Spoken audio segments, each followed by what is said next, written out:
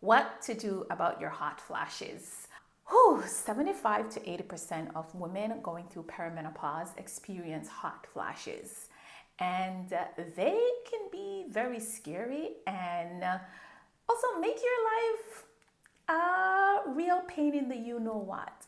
So in this video, I am going to be talking about hot flashes, what they are, what causes or trigger them, and of course, what you can do to eliminate and eventually eradicate those hot flashes.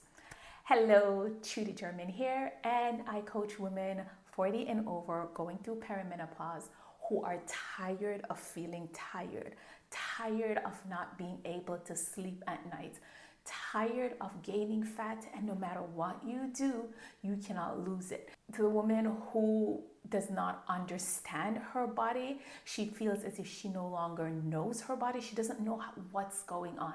I help you navigate this transition with ease. So hot flashes are sudden heat that spreads over your body. They start by your insides feeling like you're on fire, right? And your heart starts beating faster, you start breathing real hard, and the first time you experience it, you may be shocked because you're like, what is this? Am I having a panic attack? What is going on? Sometimes you start sweating, could be sweat on your face, your neck, your armpits. Sometimes there's no sweating. They also occur at the worst times possible.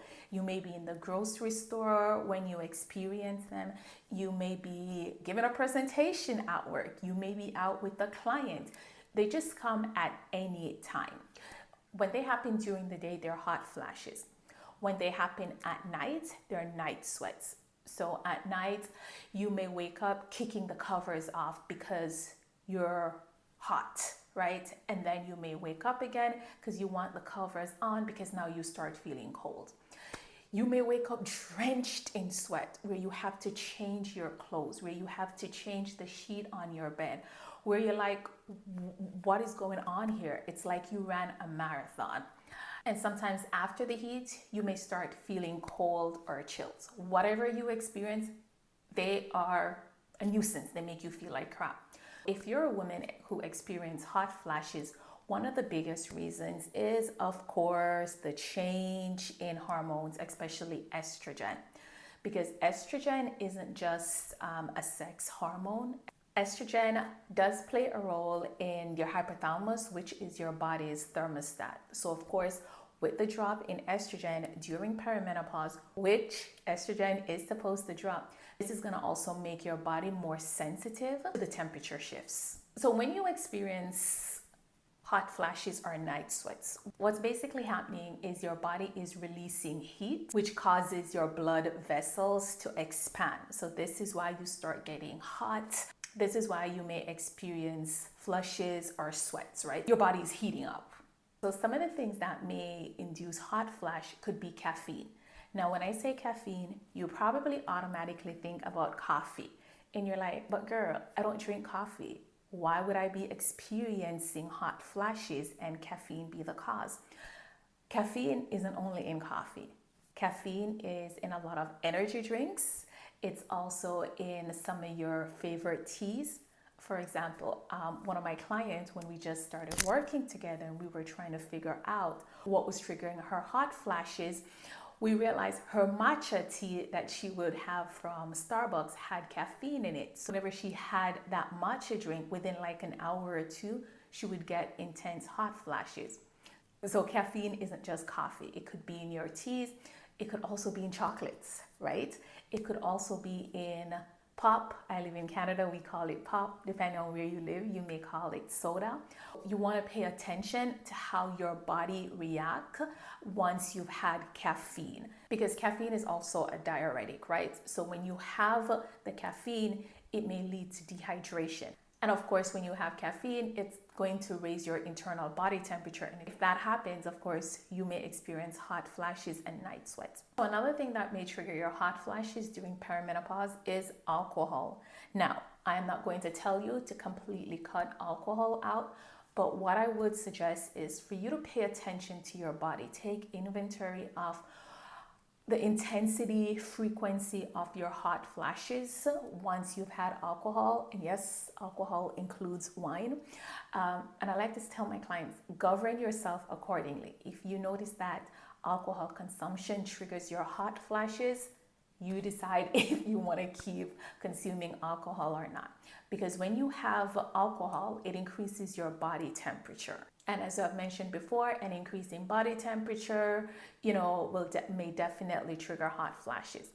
Alcohol may also lead to dehydration. When you're dehydrated, your heart rate and body temperature may increase, which may of course lead to hot flashes or night sweats. Notice the trend here. Anything that's going to possibly increase your blood flow and body temperature may trigger hot flashes because estrogen level is dropping, and estrogen helps with your body's thermostat, right? The third thing that may trigger and intensify your hot flashes or night sweats is stress. And I know stress is part of our life, and not all stress is bad.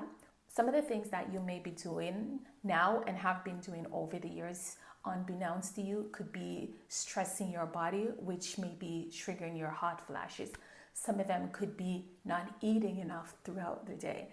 And if you're looking to lose fat, you're dieting, you're probably not eating enough because you're like, oh, to lose fat, I have to be in a caloric deficit.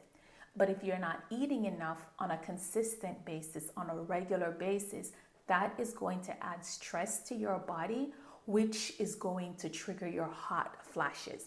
That may be one thing.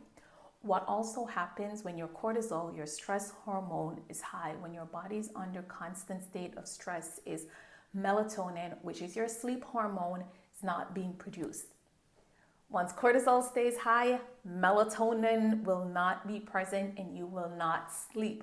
So this is part of the reason why you may not be sleeping and experiencing night sweats at night. And I know you want to sleep. I know sleep is important.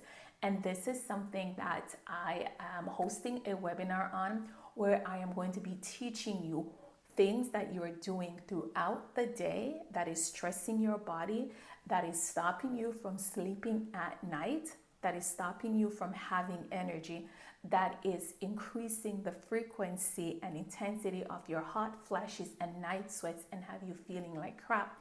And of course, when we identify those, I am going to tell you what to do so you can not only feel better, so you can sleep better. So in my 90-minute webinar, which is coming up, and you can check the description below for the details on that, I am going to be talking about, if you're having caffeine and experiencing hot flashes, but you don't want to give up your caffeine, some of the things that you can do instead. Because I know if you're like me, you love coffee, and giving it up may be a challenge. So definitely check the description to sign up for that webinar. Those are some of the things that may be triggering your hot flashes and night sweats. And I want you to understand that you do not have to suffer with hot flashes and night sweats during perimenopause. It doesn't matter how many doctors want to tell you it's normal. I am telling you it is not normal. You can make changes. Even if your doctor put you on different type of supplements like black colish or all of those things, or even HRT or HT. None of those things work if you have not made changes. I've had women come to me where they're on these things. They're on hormone replacement therapy. They're on hormone therapy, and they're still not sleeping through the night, and they thought it was normal because their doctor said it's normal. Once again, while hot flashes, insomnia, and feeling tired are common during perimenopause, they're not normal, and I would absolutely love for you to learn how to make changes so you don't experience these things during perimenopause. So definitely sign up to my webinar, check the description below. And of course, like, comment, and share, because I will be sharing a lot more information here on navigating perimenopause with ease and grace. Bye.